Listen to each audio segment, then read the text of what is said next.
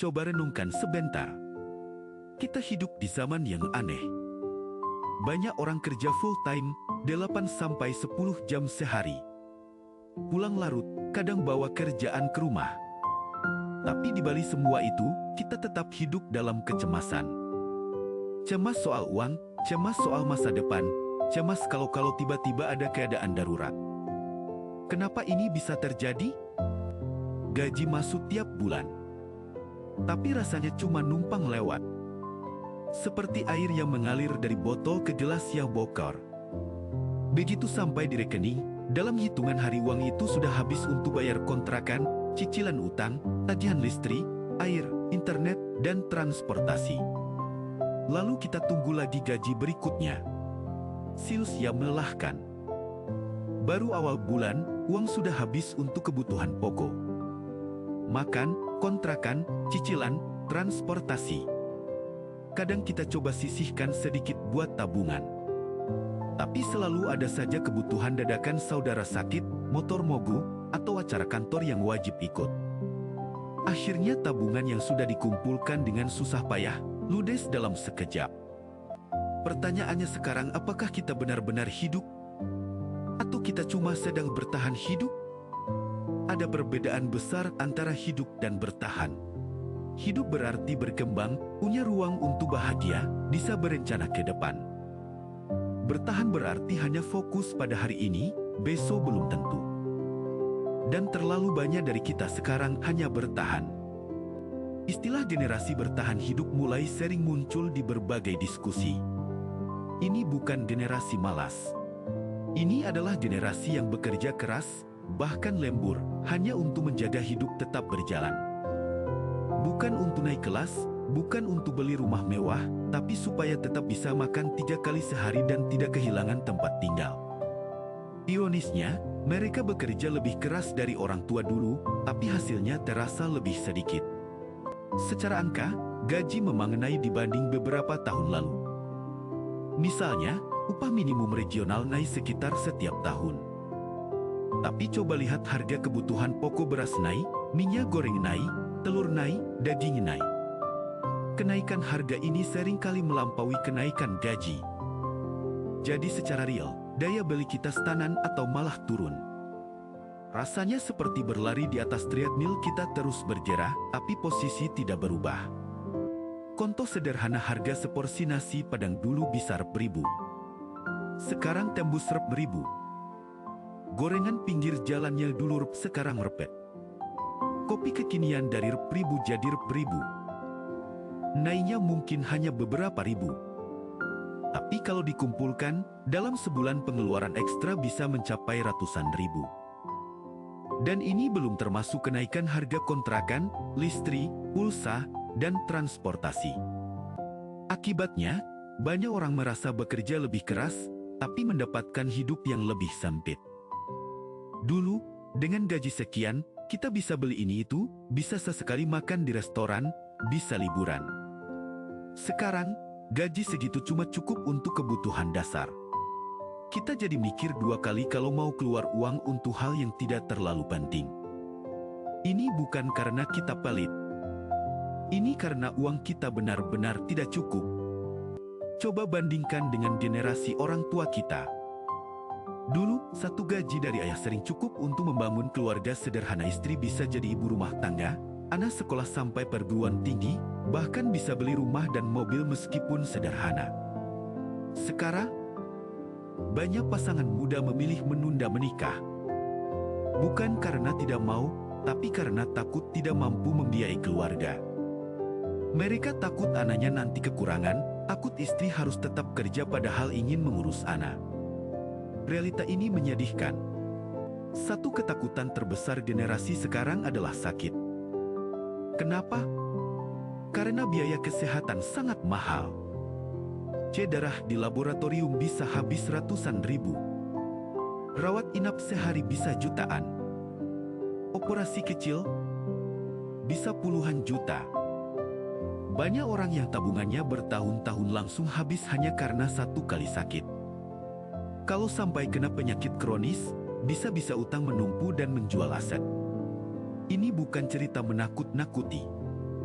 Ini fakta yang sudah kita lihat terjadi di sekitar kita. Dan di era sekarang, banyak orang sadar bahwa kehilangan pekerjaan bisa berarti kehilangan segalanya. Karena sebagian besar dari kita hidup dari gaji ke gaji. Tidak punya cadangan dana darurat yang cukup. Bahkan ada yang masih punya utang cicilan motor, atau pinjaman online.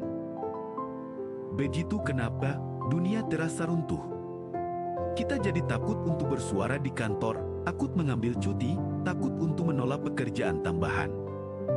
Kita terpaksa jadi budak korporat karena tidak punya pilihan lain. Karena itu, frugal living bukan lagi tren gaya hidup estetik yang hanya untuk konten Instagram. Buat banyak orang, ini adalah strategi bertahan yang nyata. Mereka mulai masak sendiri, mengurangi jajan di luar, menggunakan transportasi umum, membeli barang bekas yang masih bagus, bahkan berbagi kos dengan teman. Ini bukan pilihan gaya. Ini adalah keharusan. Kalau tidak hemat, kita tidak akan bisa melewati bulan. Orang mulai menunda banyak hal. Menunda beli rumah karena harga properti gila-gilaan. Menunda punya anak karena biaya persalinan dan pendidikan mahal.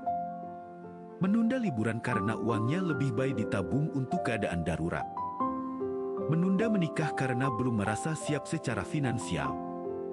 Ini semua adalah bentuk adaptasi. Tapi kalau dipikir-pikir, apakah kita benar-benar hidup kalau terus-terusan menunda kebahagiaan? Dan ini penting sekali untuk dipahami oleh semua pihak. Banyak orang bukan malas. Mereka lelah. Lelah secara fisik karena kerja panjang. Lelah secara mental karena tekanan ekonomi. Lelah secara emosional karena hidup serasa tidak ada kemajuan. Jangan pernah menjudge seseorang hanya karena terlihat biasa-biasa saja atau tidak punya pencapaian besar. Mungkin mereka sedang berjuang melawan badai yang tidak kamu lihat. Tekanan ekonomi pelan-pelan berubah jadi tekanan mental.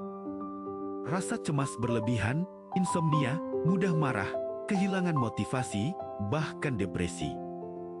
Banyak yang tidak sadar bahwa mereka sedang mengalami masalah kesehatan mental karena merasa masih bisa kerja atau tidak separah orang lain. Padahal, stres kronis akibat uang adalah salah satu penyebab utama gangguan mental di kalangan pekerja. Jangan abaikan ini. Kesehatan mental sama pentingnya dengan kesehatan fisik. Ironisnya, media sosial membuat semua terlihat sukses.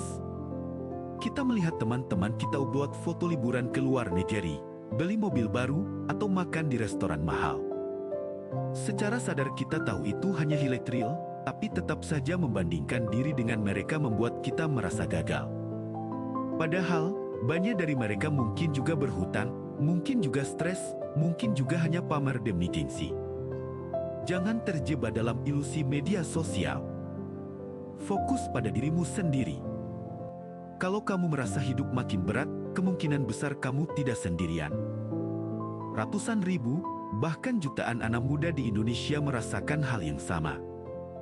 Mereka bekerja keras, tetapi tetap merasa tertinggal. Mereka juga bertanya-tanya, apakah saya melakukan sesuatu yang salah? Jawabannya tidak.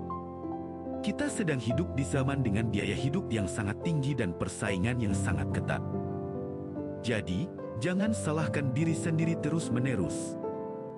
Justru di era seperti ini, kemampuan mengatur uang menjadi semakin penting. Bukan berarti kita harus jadi kaya raya dalam semalam. Tapi setidaknya, kita bisa memulai dengan hal-hal kecil, mencatat pemasukan dan pengeluaran, membuat anggaran bulanan, memisahkan uang untuk kebutuhan, keinginan, tabungan, dan dana darurat. Ini tidak mudah di awal, tapi semakin dibiasakan, semakin terasa manfaatnya. Salah satu prioritas utama adalah membangun dana darurat. Dana darurat adalah uang yang disisihkan khusus untuk keadaan tidak terduga, kehilangan pekerjaan, sakit mendadak, atau perbaikan rumah. Idealnya, dana darurat bisa menutupi kali pengeluaran bulanan. Mulailah dari yang kecil. Targetkan rp 1.000 dulu. Lalu rp juta. Lalu seterusnya. Dengan adanya dana darurat, kamu akan punya ruang bernapas saat masalah datang. Kamu tidak perlu panik dan berutang. Mungkin inilah kenyataan generasi kita. Bukan generasi paling malas seperti kata beberapa orang tua, tapi generasi yang hidup di era paling mahal dalam sejarah Indonesia modern. Kita tidak bisa memilih untuk lahir di zaman ini, tapi kita bisa memilih bagaimana menyikapinya. Kita bisa mengeluh terus atau mulai belajar beradaptasi, sambil tetap berusaha memperbaiki keadaan, baik secara individual maupun kolektif. Dan meskipun berat, memahami kenyataan adalah langkah pertama untuk bertahan lebih cerdas. Jangan menyerah. Jangan menganggap dirimu gagal hanya karena belum mencapai target finansial tertentu. Setiap langkah kecil menuju perbaikan adalah kemenangan. Setiap kali kamu berhasil tidak beli barang impulsif, itu kemenangan. Setiap kali kamu berhasil menambah tabungan meskipun hanya Rp1.000, itu kemenangan. Hari esok bisa lebih baik, asalkan kita terus belajar dan berusaha. Kalau kamu relate dengan video ini, tulis pengalamanmu di komentar. Ceritakan bagaimana kamu menghadapi tekanan ekonomi sehari-hari. Like video ini agar lebih banyak orang sadar bahwa mereka tidak sendirian. Share ke teman-temanmu yang mungkin sedang berjuang. Dan subscribe Dompet Publi untuk pembahasan realita finansial rakyat yang jarang dibahas. Tekan tombol loncengnya juga biar tidak ketinggalan video-video selanjutnya. Terima kasih sudah menonton sampai akhir. Sampai jumpa di video berikutnya. Tetap kuat.